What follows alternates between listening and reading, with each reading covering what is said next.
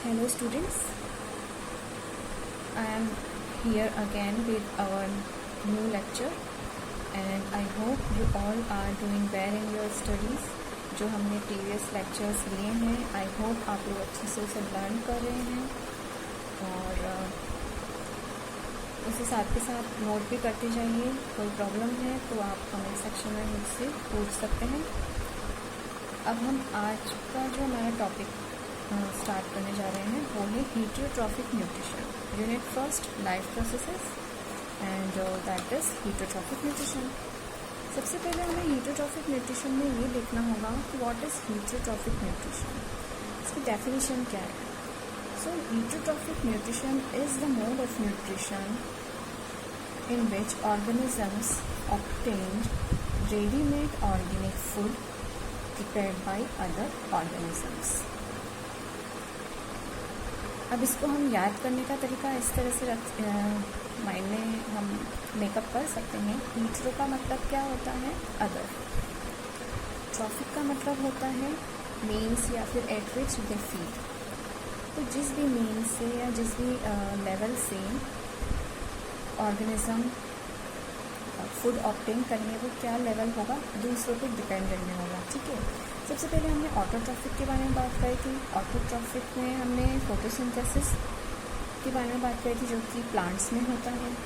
तो इस वजह से वो अपना खुद का ओन फूड प्रिपेयर करते हैं। बट हीटरोट्रॉफिक न्यूट्रिशन में जो भी प्लांट्स या एनिमल्स होंगे वो अपना फूड प्रिपेयर नहीं करेंगे, वो दूसरे ऑर्गेनिजम्स पे यानी दूसरे प्लांट या एनिमल्स पे डिपेंड रहेंगे। तो इस वजह से heterotrophic organisms are feed on substances made by other organisms.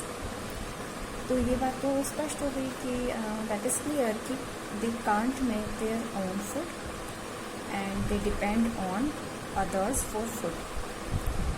तो ये दोनों बातें अगर हम याद रख लेते हैं तो हम कभी भी ये चीज़ नहीं भूलेंगे कि हीटरोट्रॉफिक न्यूट्रिशन और ऑटोट्रॉफिक न्यूट्रिशन में क्या डिफरेंस है। एक चीज़ मैं आपको बताती हूँ, ऑटो मीन्स हम लोग बोलते हैं ना ऑटोमेटिकली। तो ऑटो मीन्स ऑटोमेटिकली कौन बनाएगा, ग्रीन प्लांट्स। ग्रीन प्लांट्स जो हैं वो सिर्फ वही ऐसे एग्जाम्पल हैं जो ऑटोट्रॉफिक में आएंगे। हीटरोट्रॉफिक में कुछ दूसरे प्लांट्स जैसे फंगल वगैरह और कुछ पैरासाइटिक प्लांट्स जो दूसरे प्लांट्स होते हैं वो सब जो इन प्लांट्स पे और दूसरे ऑर्गेनिजम्स पे जो भी एनिमल्स वगैरह पे जो फीड करेंगे उनको बोलेंगे हम heterotrophic nutrition. Means heterotrophs organisms को बोलेंगे हम,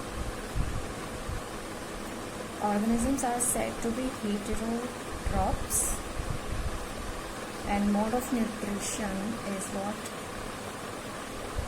इट इज़ हीटरोट्रॉफिक। ओके, तो ये चीज़ें आपको क्लियर हो गई। अब हम लोग आते हैं नेक्स्ट पॉइंट पे जो कि है टाइप्स ऑफ हीटरोट्रॉफिक न्यूट्रिशन।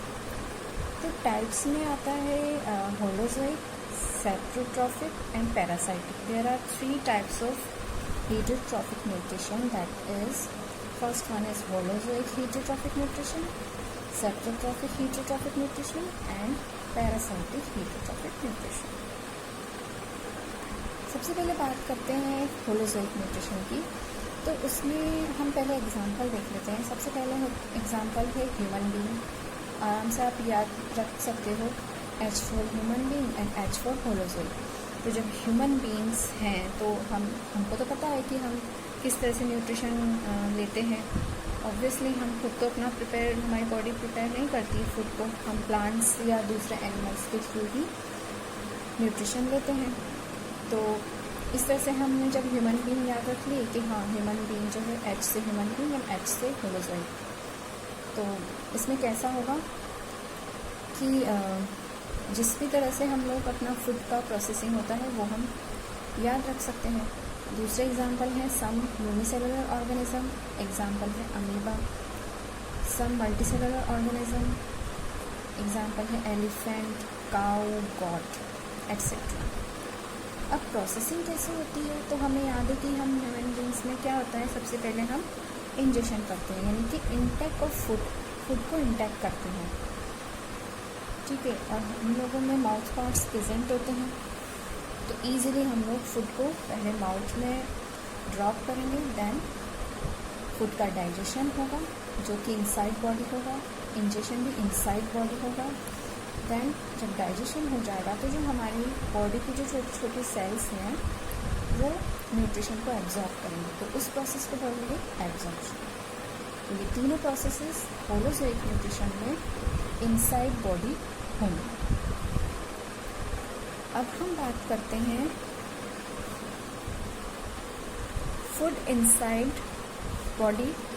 हमारा जो डाइजेशन है वो बॉडी के अंदर होता है और इजेस्टेड आउट ऑफ द बॉडी, और जो भी हमारा वेस्ट प्रोडक्ट होगा बाद में, जो भी वेस्ट मटेरियल बचेगा न्यूट्रिशन सारा लेने के बाद, वो बॉडी के आउट ऑफ बॉडी इजेक्ट हो जाता है। यानी कि एक्सक्रीशन जो एक प्रोसेस होता है ह्यूमंस में और दूसरे ऑर्गेनिजम्स में, उसके थ्रू जो भी वेस्ट मटेरियल है जो हमारी बॉडी के किसी काम का नहीं है, सेल्स के किसी काम का नहीं है, उसे जो हमारी बॉडी है वो बाहर की तरफ एक्सपेल कर देती है। देन फूड जो है हम इंटेक करते हैं वो ज़रूरी नहीं कि ओनली सॉलिड हो, लिक्विड फॉर्म में भी हम फूड को इंटेक कर सकते हैं। नेक्स्ट पॉइंट पे हम आते हैं, that is saprotrophic nutrition. Saprotrophic nutrition में एग्जांपल्स हैं yeast, mushroom and other fungi and bacteria. तो इसमें क्या होता है ना कि फूड जो ऑर्गेनिज्म लेते हैं, they obtain food from dead and decaying organic matter, यानी कि जो मरा हुआ या सड़ा वाला जो मटेरियल होता है उसको जो लोग खाते हैं, जो मतलब जो ऑर्गेनिजम्स खाते हैं, फीड करते हैं, उससे न्यूट्रिशन लेते हैं, उस मोड ऑफ न्यूट्रिशन को हम बोलते हैं सेप्रोट्रॉफिक। इसकी प्रोसेसिंग कैसे होगी? सबसे पहले ये लोग डाइजेशन करते हैं। होलोज़ोइक में सबसे पहले इंजेक्शन हो रहा था, इसमें क्या होगा, पहले डाइजेशन होगा जो कि आउटसाइड ऑफ द बॉडी होगा। यानी कि ये लोग अपने सबसे पहले इनकी बॉडी जो है वो एक ऐसा सब्सटेंस एंजाइम्स सीक्रेट करेगी जो कि उस फूड को out of the body digest करे। देन इंजेक्शन करेंगे, जैसे ही डाइजेशन हो गया out of the body, outside of body, then वो उस फूड को, डाइजेस्टेड फूड को एंगल्फ करेंगे, यानी उसे एंगल्फ करेंगे और इनसाइड बॉडी जो है उसको एंटर कराएंगे। उसके बाद क्या होगा, एब्जॉर्प्शन होगा, यानी उनकी जो बॉडी पार्ट है वो उसके जो न्यूट्रिशन होंगे, न्यूट्रिएंट्स होंगे उस फूड पार्टिकल में, उसको वो एब्जॉर्ब कर लेंगे और यूज़ में ले लेंगे अदर लाइक मेटाबॉलिक एक्टिविटीज़ के लिए। तो इसीलिए इसमें क्या होता है, दोनों प्रोसेस इनसाइड बॉडी होंगे और डाइजेशन जो है आउट ऑफ द बॉडी होंगे। और सेप्रोट्रॉफिक में कोई माउथ पार्ट प्रेजेंट नहीं होते हैं, इसी वजह से इनका डाइजेशन जो है वो आउट ऑफ द बॉडी होता है एंड इंजेक्शन सेकंड स्टेप में आ जाता है। तो माउथ पार्ट नहीं है तो वो लोग उसको क्रश नहीं कर सकते, फूड को बाइट नहीं कर सकते, दैट्स वाई पहले वो डाइजेस्ट करेंगे, उसके बाद उसको वो लिक्विड फॉर्म में अपनी बॉडी में एब्जॉर्ब मतलब इंजेस्ट करेंगे। और कोई कॉम्प्लेक्स फूड वो लोग नहीं ले सकते हैं, यानी जैसे कोई भी टफ फूड पार्टिकल नहीं होना चाहिए। फूड जो है वो कैसा होना चाहिए, food should be simple and soluble and absorb in liquid form. और एक चीज़ और है कि जो सेप्रोट्रॉफिक होते हैं उनको हम हीटेरोट्रॉफिक एब्जॉर्प्टिव न्यूट्रिशन भी कह सकते हैं, और एक नाम और होता है इनका डीकम्पोजर्स। तो ये तीन नाम इसके हो चुके हैं। अब बात आती है प्लांट्स और फंगाई की सेंस में। तो जो सेप्रोट्रॉफिक अगर प्लांट होंगे, यानी कि जो भी प्लांट है जो डेड प्लांट्स पे या डेड जो भी अदर ऑर्गेनिजम्स हैं उन पे फीड करते हैं, तो वो जो भी प्लांट्स हैं उनको हम सेप्रोट्रॉफिक या सेप्रोफाइटिक प्लांट्स कह सकते हैं। लेकिन फंगाई के सेंस में अगर हम बात करेंगे तो फंगाई क्योंकि प्लांट में नहीं आता है, उसे एनिमल की मतलब प्लांट या एनिमल में तो वो आता ही नहीं, उसको अलग से कंसिडर किया जाता है, बट फिर भी हम उसे एक तरह से एनिमल्स की कैटेगरी में रख सकते हैं। तो इसीलिए हम उनको सेप्रोट्रॉफिक या सेप्रोबायोटिक के नाम से हम कंसीडर कर सकते हैं। Bio means saprobiotic, bio means life ही होता है, और बायोटिक जो है वो हम एनिमल के सेंस में ज़्यादा बेसिकली यूज़ में लेते हैं। फाइटिक मतलब प्लांट्स। तो इसीलिए ये दोनों चीज़ें मैंने आपको क्लियर कर दी कि प्लांट्स जो हैं वो सेप्रोफाइटिक होंगे और फंगाई सेप्रोबायोटिक होंगे। अब बात करते हैं हम नेक्स्ट पॉइंट की, जो कि है हमारा पैरासाइटिक मोड। पैरासाइटिक मोड में जो है क्या आता है कि सबसे पहले हम एग्जांपल्स देख लेते हैं इसके। तो जो एग्जांपल्स हैं वो इस तरह से हैं कि many fungi, bacteria and some plants and animals parasitic categories में आएंगे। अब इसमें क्या होगा कि पैरासाइटिक मोड ऑफ न्यूट्रिशन में क्या होता है, organisms depend on living organisms for food, यानी कि जो भी प्लांट या एनिमल है वो लिविंग दूसरे प्लांट एनिमल्स पे फूड के लिए डिपेंड रहेंगे। और जो होस्ट होगा, होस्ट मतलब जिस पे डिपेंड रहेंगे वो होस्ट होगा। तो वो होस्ट प्लांट भी हो सकता है और एनिमल भी हो सकता है। अब एक एग्जांपल हम लेते हैं एनिमल के सेंस में, तो जैसे फंगाई है, तो फंगाई में एक एग्जांपल होता है रिंग वॉर्म। ये ह्यूमंस में ही पाया जाता है, जिसमें कि दाद खाज हिंदी में बोला जाता है। जो दाद खाज जो एक डिजीज़ होता है रिंग फॉर्म में, इस तरह से वो स्किन पे डिपॉजिट हो जाता है, वो एक फंगल डिजीज़ है और उसको कॉज करने वाले फंगाई का नाम है रिंग वॉर्म। ठीक है, नेक्स्ट जो है एग्जांपल वो हम लेते हैं डोडर। डोडर का दूसरा नाम है कस्केटा।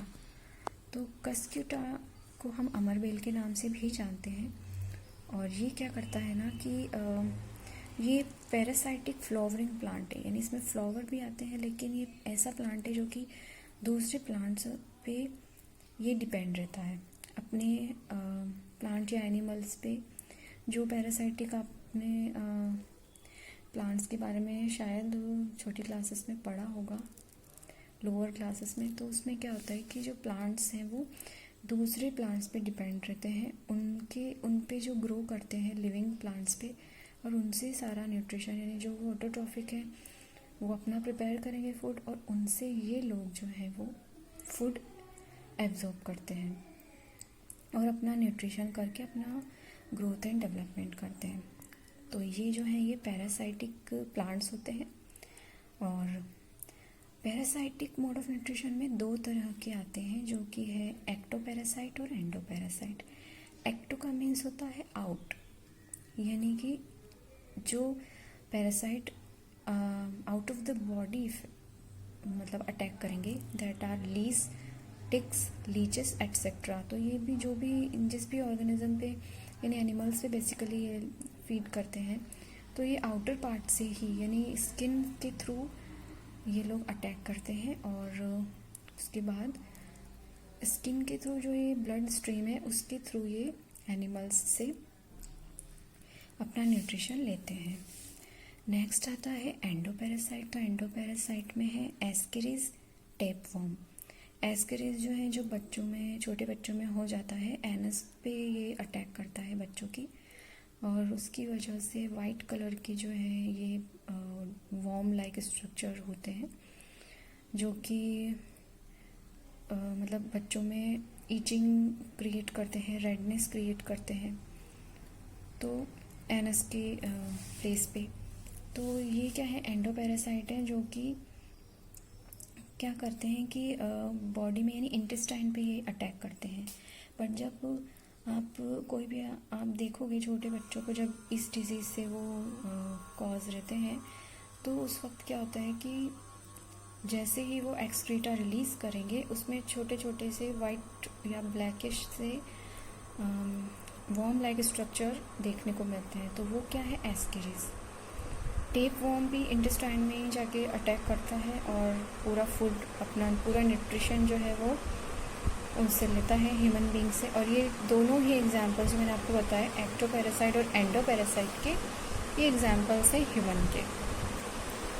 तो ये तो बात हुई हीटरोट्रॉफिक मोड ऑफ न्यूट्रिशन की, जिसमें हमने होलोजोइक, सेप्टोट्रॉफिक और parasitic mode of nutrition study किया। अब हम इस टॉपिक को यहीं पे क्लोज़ करते हैं और उसके बाद हम लोग जो हैं नेक्स्ट टॉपिक पे आएंगे हमारे नेक्स्ट लेक्चर में। तब तक आप लोगों को अच्छे से इसको क्लियर करना है। आप लोगों को करना क्या है कि अगर कोई भी चीज़ आपको समझ में नहीं आती है तो आप लोगों को कमेंट सेक्शन में मुझसे क्वेश्चन करना है। I will definitely give you answer and I will definitely clarify your problems. But वो इसी टॉपिक से रिलेटेड होना चाहिए, ये नहीं हो कि दूसरे टॉपिक से रिलेटेड प्रॉब्लम आप इसमें पूछेंगे।